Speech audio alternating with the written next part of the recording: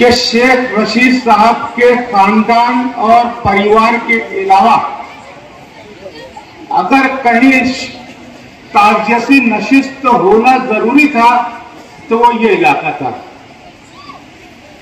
उसकी वजह मैं ये समझता हूं, आपको शायद याद होगा कि 2007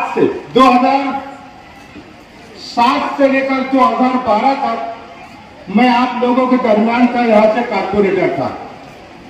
मैंने यहां की हालत देखी है। मैंने अपनी मां और बहनों को सोच खड्डे में से गंदा पानी उठाकर बाहर फेंकते हुए देखा है।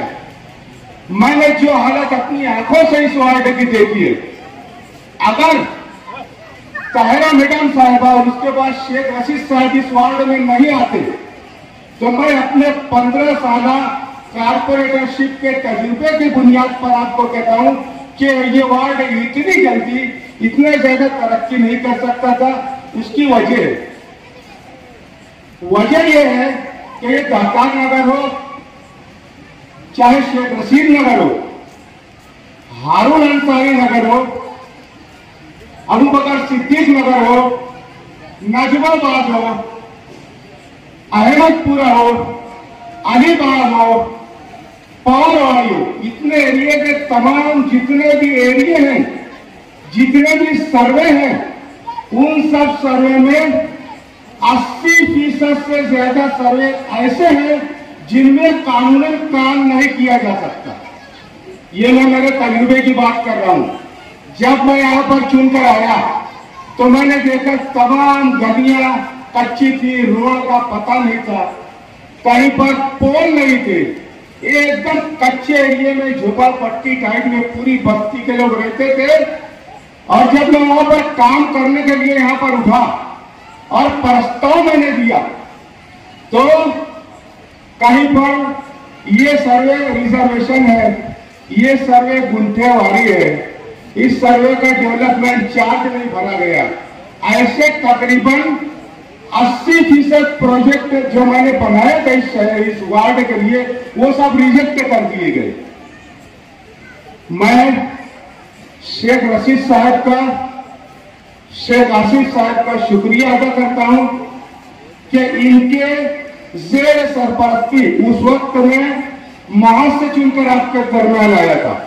लेकिन जब शेख आसिफ साहब मेयर बने, मेयर बनने के बाद उन्होंने जो मुझे आइडिया दिया, उन्होंने जो मुझे तरीका बताया, जो हिकमत अमली बताई, उस तरीके से जब मैंने प्रस्ताव दिया, नहीं तो जब कानूनन में प्रस्ताव देता था तो कॉर्पोरेशन में आपको मालूम होना चाहिए कि टाउन प्लानर नाम का ऑफिसर सरकार की तरफ से बैठा रहता है जो कि ऐसे एरिया में 1 रुपये का भी काम नहीं करने देना है, ऐसा क्योंकि कानूनी वही है, कोई नहीं कर सकता।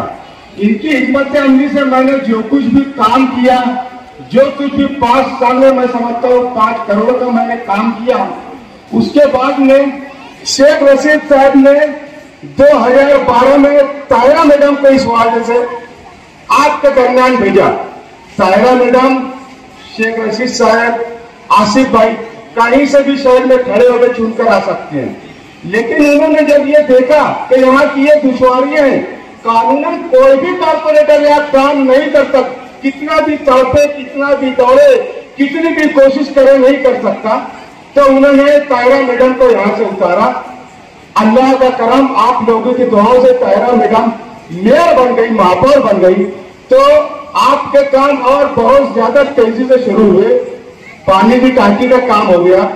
धीरे धीरे माँ बहनें जो सोच करते थे गंदा पानी उठाकर फेंकना पड़ता था, बहुत अफसोस होता था, बहुत दुख होता था। आज मैं देख रहा हूं कि हर गली के अंदर रोड है, हर गली के अंदर गटर है।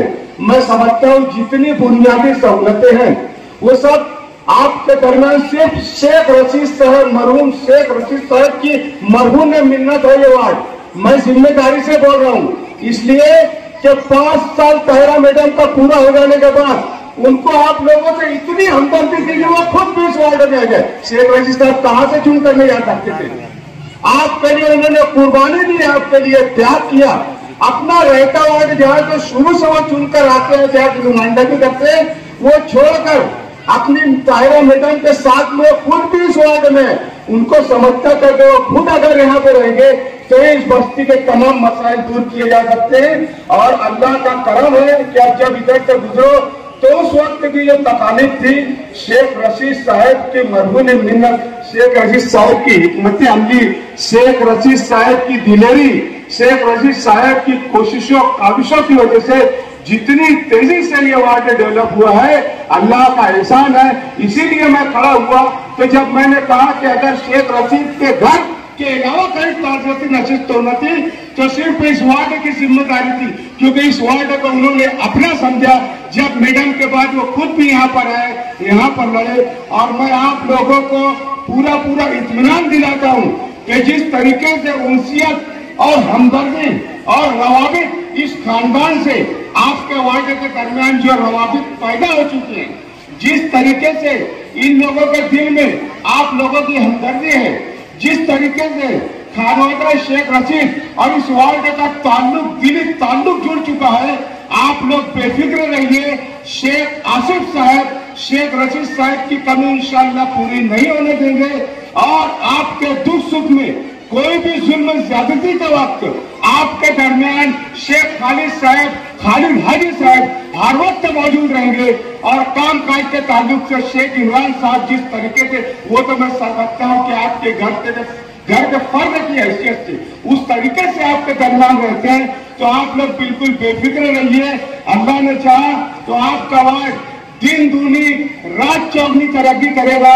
मेरी आप लोगों से इल्तिमास है कि आप लोग नमाज, फर्ज नमाज के बाद में जो कुछ शेख रशीद साहब के हक में दुआएं मग़फ़िरत कर सकते हैं, जो कुछ पढ़ सकते हैं, माँ बहनें जो भी घर में बैठकर विर्द कर सकती हैं, पढ़ सकती हैं, जो रोजा रख सकते हैं, क्योंकि शेख रशीद साहब ने बहुत कुर्बानियां दी। मैं कहता हूँ कि 80% वार्ड में 1 रुपये का काम नहीं होता। मैं जिम्मेदार से आप जो लोग मुझे पहचानते होंगे, मैं 5 साल यहाँ नंबरिंग कर चुका हूँ, मुझे तमाम कानूनी मजबूरियां मालूम है। इसलिए आपकी भी जिम्मेदारी बनती है कि जिस तरह से जरा से इस खानदान ने आपसे ताल्लुक जोड़ दिया है, आप लोगों को एकदम अपना घरेलू फर्ज समझते हैं, तो आप लोगों की भी जिम्मेदारी है कि आप लोग आगे भी इसी तरह उनके साथ ताउन करें। शेख रशीद साहब के ताल्लुक से जो हजरत नमाज पढ़ते हैं, नमाज के बाद जितना भी हो सके पढ़कर उनको बख्शा जाए। माँ बहनों से मेरी दरख्वास्त है कि कम से कम किसी भी दिन 1 रोजा रख के शेख रशीद साहब के लिए, आप कम से कम, हम उनका एहसान उतार नहीं सकते, लेकिन जो उन्होंने कुर्बानियां ने पूरा शहर छोड़कर आप इधर आकर जो कुछ भी उन्होंने आपके लिए किया है, मैं आपसे इल्तिमास करता हूँ कि आप लोग इस तरीके से उनको एहसान को चुकाने की थोड़ी बहुत कोशिश करेंगे। अपनी इस बात को बोलते हुए, 2 बात बोलते हुए मैं अपनी बात, शेख रशीद साहब के बारे में गुफ्तगू हो रही है। अभी मेंबर साहब ने बताया कि मदद तो सब करते हैं, मगर शेख रशीद साहब जैसी मदद करना, वाकई वो बात सच है। मदद करने वाले आपको मिल जाएंगे, मगर जिस अदा से शेख रशीद साहब मदद किया करते थे, वो अदा वाले नहीं मिलेंगे। तो शेख रशीद साहब के बारे में हम जितनी भी सखावत की बात करें, उनकी खुश अखलाकी की बात करें, उनकी हमदर्दी की बात करें, उनकी इंसानियत की बात करें, उनकी गरीब वर्करों से गरीब परवरी की बात करें, दोस्ताना माहौल में अपने आम से आम वर्कर के साथ बेतकल्लुफाना गुफ्तगू की बात करें, हमारी बात कहीं ना कहीं कम पड़ जाएगी और शेख रशीद साहब की शख्सियत भारी पड़ जाएगी। वजह यह है कि वो इस तरीके से मदद किया करते थे कि बाएं हाथ को खबर नहीं होती थी। तो जो उनकी नेकियां है, 80% तो हमको मालूम ही नहीं है कि उन्होंने क्या किया। मसला ये है जो 20% हम जैसे लोगों ने देख लिया, उस पर बात हो रही है। कैसे, किसकी, कहां पर, कितनी खामोशी से वो शख्स मदद कर दिया करते थे, हम और आप उसका तस्वुर नहीं कर सकते। 10, 20, 25, 50 की बात नहीं। अल्लाह ताला कुरान पाक में कहता है, इन्नल्लाह मअल मुहसिनीन, अल्लाह ताला एहसान करने वालों के साथ है। 1 मिनट में आप एहसान का मतलब समझ लें, आपको शेख रशीद साहब की शख्सियत समझ में आ जाएगी। एहसान का मतलब बिला इस्तेहकाक किसी की मदद करना, गैर मुतवक्के तौर पर किसी के काम आ जाना। शेख रशीद साहब के अंदर यह सलाहियत थी। मिसाल के तौर पर शेख रशीद साहब के घर पे हम बैठे हुए थे, साहब भी बैठे हुए थे, और साहब ने बोला यार गेट के बाहर कोई आदमी उसको बुला के लाओ। और मेरे को आज तक साहब ये नहीं समझ में आया कि 20 जन बैठे अपन कंपाउंड में, 25 जन बैठे, वो गेट के पीछे कैसे देख लेते थे, मेरे को ये समझ में नहीं आया आज तक। बीरे देख तो गेट के पीछे कोई है, कोई बहन बेचारी खड़ी रहती थी, मुट्ठी बंद करके निकालते थे, बीरे जाके दे देते थे। तो घर में बैठे थे हम शेख रशीद साहब के पुराने घर पर, और कोई शख्स गेट से धीरे से झांक रहा था। साहब देख लिए, बोले आप कौन, उसको बुला के लाओ। वो आया डरते डरते, एक सादा सा हुक्का निकाला और साहब को डरते डरते दे दिया। उसने कहा साहब मेरी बच्ची की शादी है। और उस शख्स को मैं आज भी पहचानता हूँ। वाकई इंसान की जिंदगी में अगर कोई यादगार पल गुजरता है ना तो जहन से हटता नहीं है। तो इसलिए मैं कह रहा हूँ मेरे लिए यादगार वाक़या साहब की जिंदगी का। वो आया डरते डरते, उसने सादा सा कार्ड दिया, साहब मेरी लड़की की शादी है, आ जाए। यार वो दावत देने आया था साहब की मोहब्बत में आया था। डरते डरते घर के बाहर दस्तक भी नहीं दे रहा था, गरीब इंसान साहब की मोहब्बत में आया था। साहब ने इतनी मोहब्बत से उसको बिठाया और उसको बोले कि अब सब इंतजाम हुआ। तो वो जवाब देने में जरा सा आनाकानी उससे हुई। बोले जाने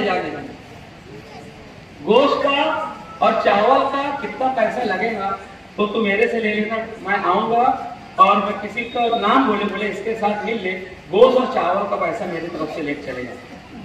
वो साहब को दावत देने आया, उसको नहीं मालूम था कि साहब, और साहब से मदद मांगने नहीं आया था।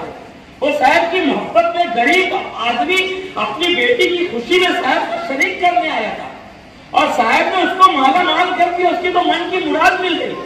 वो कैसे कैसे जतन करके जोड़ बटोर कर रहा होगा, गैर मुतवक्किल तौर पर उसको इतनी बड़ी मदद मिल गई जिसकी वो तवक्को भी लेकर नहीं आया था। इसी तरह गैर मुतवक्किल तौर पर लोगों की मदद करना ये एहसान कहलाता है, ये एहसान है, बिना इस्तेहकाक किसी की मदद करना। और इसी के बारे में अल्लाह ने कहा है कि इन्नल्लाह मअल मुहसिनीन। तो साहब के अंदर ये शोभा था, वो एहसान करने वाले थे। किसी की भी बिना इस्तेहकाक और गैर मुतवक्किल तौर पर उसको चौंका देते थे, ऐसी मदद उसकी किया करते थे। ये बहुत बड़ी बात है और अल्लाह ताला इस अमल को कबूल करे। एक अमल चाहिए अल्लाह ताला को, अल्लाह ताला को बख्शिश करने के लिए और मग़फ़िरत करने के लिए एक बहाना चाहिए। अल्लाह ताला ने शैतान को जो है ना चैलेंज किया है कि तू बहकाते रहो और मैं मेरे बंदों की मामूली बहानों से बख्शिश करता रहूंगा और तुझको नाकाम करता रहूंगा। अल्लाह ताला किसी अपने बंदे की बख्शिश के लिए अल्लाह ताला को सिर्फ एक बहाना चाहिए। शेख रशीद साहब को ऐसे रोज 10 बहाने अल्लाह तबारक व तआला के सामने पेश कर दिया करते थे। अल्लाह तबारक व तआला साहब को मग़फ़िरत करे, उनके दर्जात को बुलंद फरमाए, उनकी जो लोगों के काम आने की अदा, उस अदा का कोई हिस्सा अल्लाह ताला हमें भी अता फरमा दे। वो दिल जो था उनके सीने के अंदर, उस दिल का कोई जर्रा अल्लाह ताला हम जैसे लोगों को भी दे दे, ताकि अल्लाह ताला हमें भी तो लोगों की मदद करने वाला, लोगों की खुशियों में शिरकत करने वाला, किसी के गम में हमदर्दी में शरीक होकर रोने वाला बना दे। अल्लाह ताला साहब की बेपनाह कहना चाहिए कि ये हम तमाम लोगों के लिए बेपनाह एक मोहब्बत थी, जो मोहब्बत का आज इस मजमे के अंदर देख रहा हूँ। तो हम तमाम लोगों के दिलों से जो दुआ निकल रही है अल्लाह ताला उसको कबूल करे, साहब की बार बार मग़फ़िरत करे, उनके दर्जात को बुलंद फरमाए। आसिफ भाई और अहले खाना उनके बिरादरान को अल्लाह ताला सब्र